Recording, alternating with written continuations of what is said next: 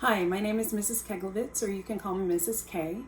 I am a science teacher. I've been teaching for 16 years now, and at Bishop Dunn Catholic School, I teach biology, anatomy and physiology, and animals and humans class.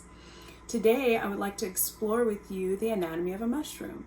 If you take a 7th grade class or a 9th grade class, you may do some dissections. So we're going to familiarize ourselves with the dissection tools, and I can show you a little bit about the mushroom today.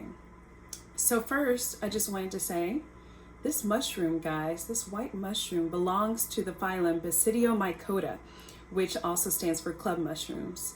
These are great antioxidants. You can eat them in soups or salads or, of course, pizza. And you never want to pick wild mushrooms, though, because they might be poisonous.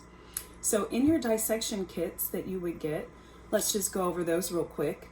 You would have a ruler that's to measure some of the organs inside, maybe your frog if you're dissecting. You can measure how large the stomach is and compare with other organisms like maybe a rat that you're dissecting or a fetal pig. Next, we have an eyedropper, which is used to take out the fluids from your specimen. Next, we have 2 probes. One is an angled probe and one is a straight probe. You don't want your angled probes to become straight or your straight probes to somehow become angled throughout your dissection, or your teacher might not be too happy. This is to loosen up any of the connective tissues that might be in your specimen.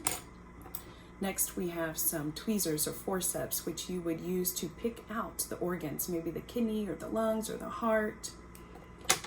The scissors would be the next tool. These are used to clip out, after you've used your probes, to clip out any of the organs. You would cut at the base.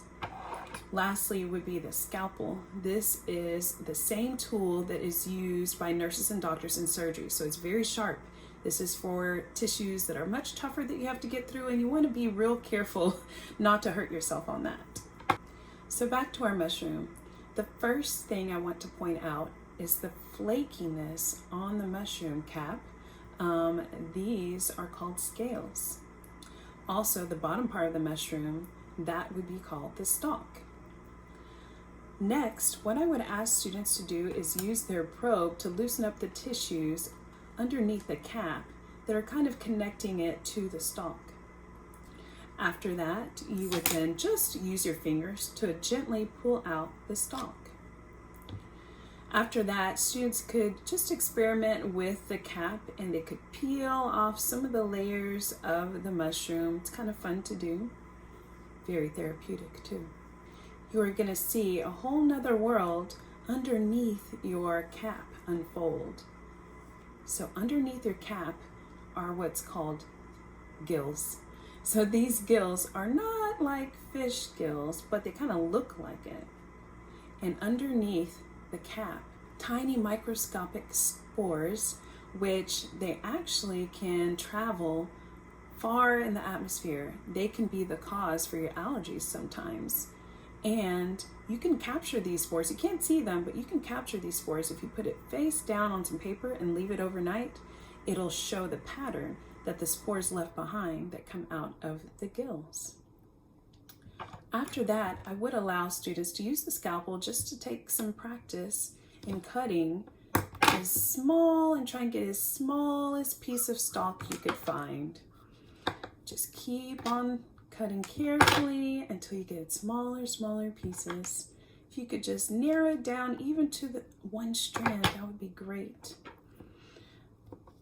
So we're cutting away, watching and being careful of our fingers until we can just get one small strand of stalk. I also usually like to ask the kids to take out one of the gills if they can. See if they can just cut through the cap until they get down to just one gill that they can find. So we're getting there. It's almost there. Now, after that, I would come around, see how you were doing with your mushroom dissection, and that would wrap up the class pretty much. So I hope to see you soon. You can explore the mushroom in Mrs. K's class, and that's all for today.